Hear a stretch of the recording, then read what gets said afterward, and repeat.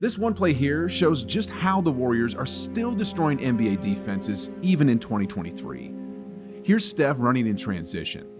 Draymond sets the screen, and just like that, Steph loses his initial defender. Oh, and if you're wondering why the 76ers' better perimeter defender, Tyrese Maxey, ain't guarding Steph, well, it's because Jordan Poole here was hotter than fish grease on this particular night, so he had to defend him instead. It's the classic pick your poison scenario. Anyway, Steph now puts on his magic and dribbles around, eventually using Embiid as the screen for PJ Tucker. Then as he goes across to the other side, the whole defense gets lost as Steph lays it off the glass for the easy clutch bucket.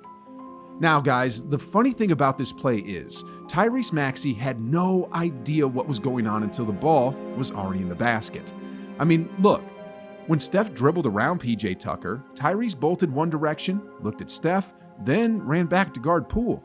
Then, by the time he turned his head around again, the ball was already in the basket. Anyway, this only worked because Klay forced his defender to go up with him, clearing all that space for Steph to operate. Sheesh, guys, what a play. You know, over the past decade, the Golden State Warriors have been arguably the most lethal offensive team in NBA history. Led by their superstar trio of Steph, Klay, and Draymond, they've consistently dominated their opponents with their fast-paced, high-scoring offense, and despite injuries, roster changes, and the emergence of new contenders, they are still destroying NBA defenses. But have you ever wondered, how are the Warriors still continuing this dominance on offense? I mean, did y'all know that this 2023 Warriors team is scoring more points per game than even the 2017 Warriors, which had a healthy prime Kevin Durant? Ain't that just about one of the craziest things you've ever heard?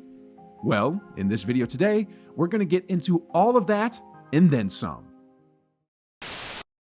Here's something you might not already know. When lion tamers attempt to tame the kings of the jungle, did you know that their preferred weapon of choice is a stool? Yeah. That's right. While a four-legged stool doesn't scare the lion, it stops them in their tracks because there are 4 points of attack, and when the apex predator tries to focus on all 4 points at once, it gets confused, is unable to focus, and as a result, it gets frozen. Well, the 2023 Golden State Warriors are extremely similar to the stool in this regard. They've been able to destroy NBA defenses because there are so many points of attack that they don't know how to react or defend. I mean, look here. Jordan Poole is up top with the ball, and here's the Mavericks' best defender, Reggie Bullock, on the bottom corner. He's there because the man who Charles Barkley called quote-unquote washed, who also happens to be the leading three-point scorer this season, Klay Thompson, is there, and as a result, he has to stick to him like bees do to honey. Anyway, as Poole uses the loony screen, he easily loses his man and makes his way to the rim for the bucket. Now, the point I'm trying to emphasize here is that teams usually put their best defender on the opposing team's best offensive player. But what do you do when there are multiple offensive players who could get hot at any moment? Here's another example. Steph's up here with the ball, and like I said earlier, Tyrese Maxey, the 76ers' best perimeter defender, has to stick on Poole here because Poole was just absolutely on fire that night. Anyway, look how much of a nightmare this is to defend. Looney sets the screen for Steph, with Embiid here playing drop coverage.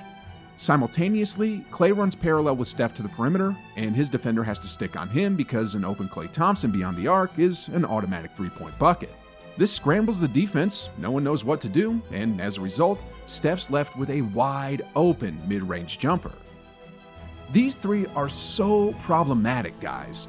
I mean, common sense says to guard Steph because he's the best of the three, but the thing is, he acts as a decoy way too often, and as a result, on any given night, in any given quarter, both Klay and Poole could go absolutely nuclear and put the game away.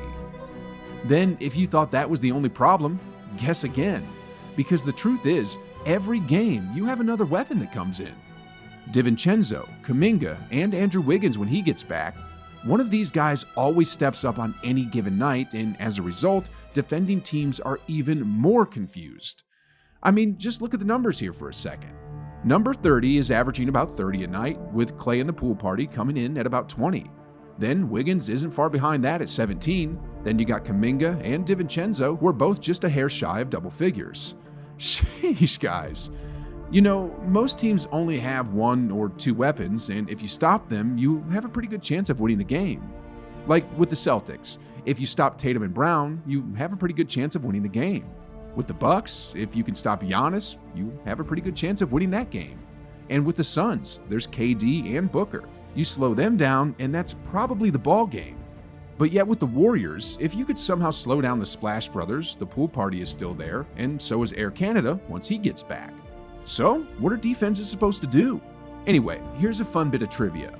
Did you all know that the 2023 Warriors have 3 players who have scored at least 200 threes this season? Yeah, that's right.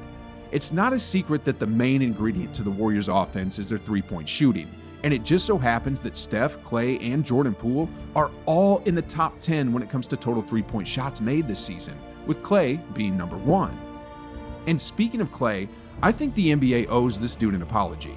I mean, like I said earlier, people like Charles Barkley are saying that he's washed, that he's not the same player anymore, and yet he's on track to becoming the 3rd player in NBA history to break 300 threes in a single season. Sheesh, guys. You can't both be washed and breaking into NBA record books. It's either one or the other, right? So anyway, how do you guard 3 elite shooters who don't stop moving, who screen for each other, and who have 2 players on their team whose main job on offense is to screen for them to get open looks? I mean, time and time again, Kevon Looney and Draymond Green give the best three-point shooters in the world open looks at the basket. I could honestly make like a 1-hour montage for these guys every season just for their screen settings because it's honestly beautiful to watch. Oh, and before I forget, if you overplay the shooters too much and double team them, both Looney and Draymond are also extremely efficient at rolling to the rim, and then from there, they either finish the plays themselves or make the extra pass to the baseline cutter. So obviously, that's a huge problem for opposing teams, and right when you think that's everything they have to worry about, this happens. Here's Kuminga on the bottom. As he catches the ball, he backs down his defender into the paint and gets to his spot. Once there, he simply elevates over him and shoots a high percentage mid-range fadeaway, which he probably practices like 100 times a day. Once he and Wiggins get going with shots like these, it just adds that extra element that defenses have to worry about. And from there, defending teams really have to start thinking about what's going on and what to do.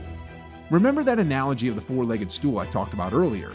It's at points like these that cause complete chaos, and it's at times like these that the Warriors go on their huge runs. Like here, for example. Here's Steph down low. He first comes to set a screen for Poole. His defender probably thinks that's the play, a backdoor cut or something, but then after that, Curry keeps on running because Draymond is now setting a screen for Steph.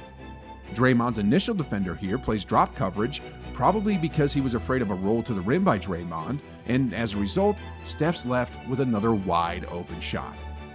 This was the point where the Warriors went on a run and put the Spurs away for good. And listen, I can't blame the Spurs defense. There was just so much action going on and so many weapons on the floor for Golden State that it's almost impossible to keep up with. I mean, if the Celtics' #1 defense couldn't stop this last year in the finals, how can you expect a lottery team to? The Warriors' ability to generate high percentage shots after high percentage shots is just some next level stuff. I mean, look at this. I'm going to use Ja Morant as an example because he's a superstar. So in the NBA, efficiency is king, but a star like Morant only has an effective field goal percentage of 50.1% for the season. Well, looking at the Warriors' entire roster, everyone has a higher effective field goal percentage than Ja, except Iguodala and Rollins, 2 players who are injured and out of the rotation. Sheesh, guys, ain't that something? For practically the whole roster to shoot more efficiently than a superstar? Now, you might be asking, how are they so efficient? Well, from watching every Warriors game this season, the best way to describe it is, they're a well-oiled machine that cuts, screens, and never stops moving. If they don't have a good shot, they keep on going until their system finds one. They work together as a team, they have no ego, and they take advantage of the gravity that Steph Curry, a top 10 player of all time, provides them. And honestly, there's never been anything like this in the history of the NBA. Watching them play on a nightly basis, like Mark Jackson always says, is nothing short of poetry in motion.